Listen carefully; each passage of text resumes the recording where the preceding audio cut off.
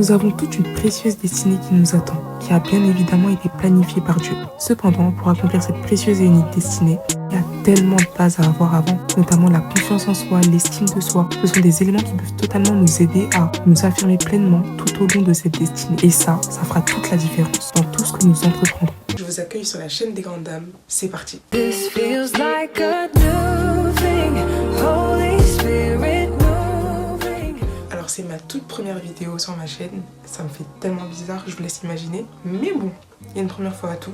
Alors je vous invite à vous abonner, à partager, à commenter et surtout à activer la cloche.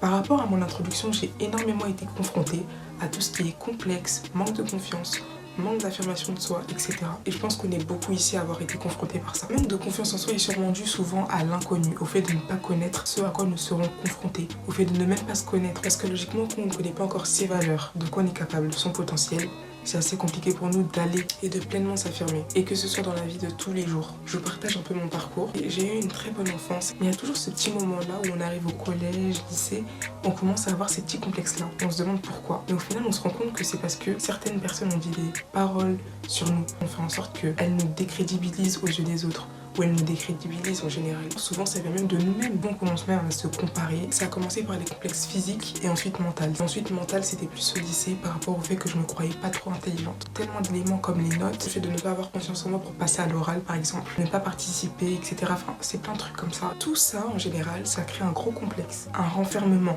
Pas un renfermement aux autres, mais un renfermement quand même sur soi. Et ça fait en sorte que par la suite, en tout premier lieu, que ce soit dans mes études, mon entourage, partout où je vais, j'avais beaucoup de mal. Ça se situait vraiment au niveau de ma confiance en soi. Parce que je sais que je ne me connaissais pas encore assez. T'arrives à un moment où tu es habitué à ton visage maquillé, tu sors plus sur ton maquillage et là ça devient vraiment toxique. Au lycée, je me maquillais tous les jours, c'est-à-dire fossile tous les jours, sourcils faits, etc. Un, parce que ça faisait beau, ça m'allait mieux, et parce que je ne me voyais plus sortir sans. Donc là, c'est devenu un complexe. Les deux premières raisons, encore ça va, parce que, ok, ça fait beau, je me vois mieux sans, parce que logiquement, ça embellit. Mais la troisième raison, elle est toxique. C'est un complexe. Du coup, 2020 arrive.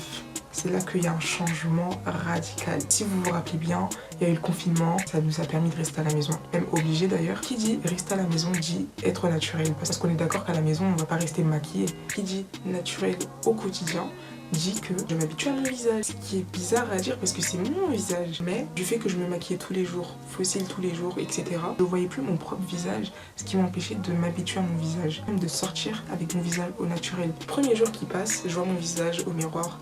Je me dis, oula, ok. Deuxième jour qui passe, troisième jour, au cours du peut-être 10e jour, je sais pas. Je commence à voir mon visage dans le miroir, je me regarde pendant longtemps. Je commence à m'adapter à mon visage, à aimer mon visage. Et à partir de ce moment-là, je me suis dit, mais en fait... j'ai des beaux yeux. Ah mais en fait j'ai des sourcils parce que oui je pensais que j'avais pas de sourcils alors que j'en ai vraiment au naturel. Et à partir de ce moment là j'ai commencé à m'habituer à mon visage, à trouver mon visage beau, à m'aimer moi-même. Ça a pris du temps honnêtement. C'est pas forcément le maquillage qui m'a dénaturé, c'est plus le fait de m'habituer à ça et d'en oublier mon propre potentiel au naturel. Je parle vraiment de potentiel physique. Tout ce qui est potentiel mental ou au niveau de l'intellectuel. Et que ça aussi, j'avais un complexe par rapport à ça. De par les notes, les passages à l'oral, la participation, etc. J'avais du mal. Aujourd'hui, ça s'est vachement amélioré. Moi, je suis chrétienne et en tant que chrétienne, on le sait clairement que les complexes, c'est un mensonge du diable qui nous empêche d'évoluer, de nous affirmer, de voir le potentiel que Dieu a mis en nous. Parce que Dieu nous a créés à son image et Dieu est un Dieu parfait qui nous a créés de sorte à ce que nous puissions être beaux. Nous sommes des belles créatures et ça, Dieu nous le dit dans sa parole. J'étais pas encore chrétienne à ce moment-là. J'ai commencé à être chrétienne à cette période-là aussi. Il y a vraiment eu une reconstruction en même temps au niveau du physique, de la spiritualité, de ma relation avec Dieu, de mes connaissances, de mes ambitions, de là où je voulais aller. Donc je dis pas que le confinement était totalement positif, au contraire. Mais moi c'est un outil qui m'a aidé parce que même durant ce confinement j'ai appris à connaître mes cheveux, mon afro, mes cheveux crépus, de connaître mon type parfait de cheveux. Ça m'a même aidé à faire pousser mes cheveux, dites-vous. En général c'est pas que je prenais pas soin de mes cheveux mais je les connaissais pas assez pour en prendre soin, pour les aider à être nourris tout le temps, à pousser, etc. Enfin bref. Par la suite, au même moment, j'ai commencé à apprendre à connaître le Seigneur, à me rapprocher de Dieu, à regarder des lives, des émissions, des prédications qui m'ont vraiment permis d'être touchée dedans de moi, dans mon cœur. De l'intérieur, j'ai été touchée, j'ai été changée petit à petit. Et de l'extérieur, ça se voyait de plus en plus, de par ma mentalité, de par le fait que j'étais décomplexée, que je commençais même à m'ouvrir par rapport à moi-même, là où j'allais, etc.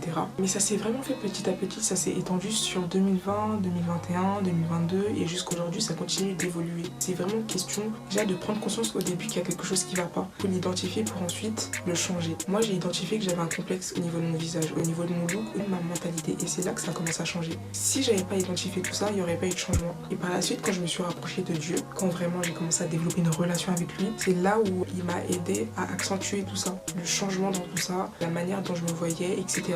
Par rapport à ça, je vais te donner des astuces qui vont vraiment t'aider. Mais avant ça, abonne-toi, active la cloche pour ne rien manquer. Et surtout, like, commente, partage parce que ça va vraiment aider plein de personnes. Je pense qu'on a vraiment tout besoin d'entendre ça.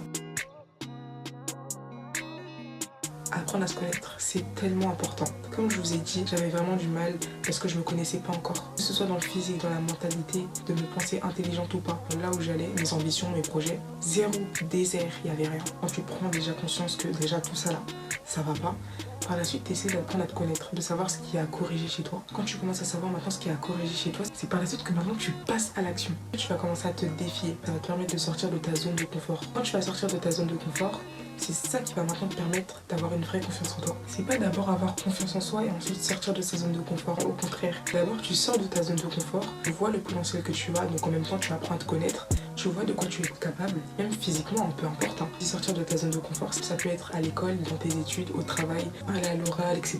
Mais ça peut être aussi vestimentairement parlant, tu sors de ta zone de confort. Physiquement parlant, tu sors de ta zone de confort. Tu fais des coiffures, tu t'habilles, tu te maquilles, tu te coiffes comme tu ne t'es jamais coiffé auparavant. C'est ça aussi sortir de sa zone de confort. À partir de ce moment-là, crois-moi, tu vas apprendre à te connaître. Tu vas apprendre à t'aimer de plus en plus parce que tu vas voir le potentiel que tu as, les valeurs que tu as, de par ta mentalité, de par ta relation avec Dieu. Surtout au niveau de la relation avec Dieu parce que tu commences même à apprendre à te connaître encore plus parce que le seul qui te connaît réellement, entièrement et dans les détails, c'est Dieu. Il connaît même le nombre de cheveux que tu as sur ta tête. Même quand tu vas lire la parole de Dieu, tu arriveras à t'identifier. En plus de ça, tu vas apprendre à connaître le potentiel que tu as, les trésors cachés qui se cachent en toi. Enfin, il y a tellement de choses. La seule personne qui connaît la vraie et la complète composition d'un produit, c'est bien celui qui a créé, le Seigneur. Il nous connaît complètement. Souvent, on va penser que nos parents nous connaissent complètement. Ils nous connaissent même très bien souvent, mais pas complètement. La seule personne qui nous connaît vraiment, et dans tous les coins qui peuvent se trouver en nous, c'est le Seigneur. C'est pour ça que je trouve que c'est important d'avoir une relation avec Dieu pour qu'il puisse nous aider à nous connaître, qu'il puisse nous révéler les choses qui se cachent en nous comme il nous le dit dans sa parole. Quand tu découvres des choses qui se cachent en toi, qui deviennent des forces pour toi, des qualités de ouf que tu ne connaissais même pas mais que tu découvres par la suite, automatiquement déjà la confiance en soi elle évolue. En plus de ça, ton amour pour toi, parce que tu commences à voir les choses précieuses et cachées qui se cachent en toi, tu te dis waouh, je savais pas que j'avais tout ça. À partir de ce moment-là, tu verras que tu auras du mal à te comparer. Peut-être que tu vas te comparer, mais ce sera pas dans le but de te dénigrer. Ce sera plus dans le but soit d'admirer, ou alors aussi de t'inspirer. C'est là où ta confiance en soi, elle va vraiment avoir une base très saine. Autre point, je trouve qu'il est vraiment important de lire la parole de Dieu parce que la parole de Dieu, elle est comme un reflet pour nous. Et le Seigneur nous l'a écrit pour qu'on puisse aussi s'identifier. Moi, je vois la Bible un peu comme une notice. Par exemple, je vais à Ikea, je vais me construire un meuble. Et bah pour construire le meuble, il faut que j'ai la notice. Si j'ai pas la notice, soit je vais pas bien construire le meuble, soit je vais pas réussir à construire le meuble. Je vois la Bible dans le sens où elle me bâtit et j'ai besoin de cette Bible-là pour me bâtir. L'autre tip que je peux te donner, c'est de te relooker parce que c'est la première chose qu'on voit. Au niveau du look vestimentaire, de ton make-up, toi-même au naturel, essayer de t'approprier une bonne routine pour prendre soin de ta peau et pour même prendre soin de toi en général et même au niveau de la coiffure. Et le relooking, moi je prends ça aussi comme le fait de tourner la page. Tu changes ta manière de t'habiller, tu changes ta manière de te préparer et du coup c'est comme si tu tournais la page de la personne que tu étais à la personne que tu veux devenir. C'est ça qui m'a permis aussi de prendre confiance en moi parce qu'avant, mon look... Maintenant, au niveau du relooking, on a vraiment plein de plateformes, les réseaux sociaux, des personnes qui nous entourent, des personnes que l'on voit même dans la vie de tous les jours, dans la rue par exemple. On peut s'en inspirer, ça peut être des sources d'inspiration.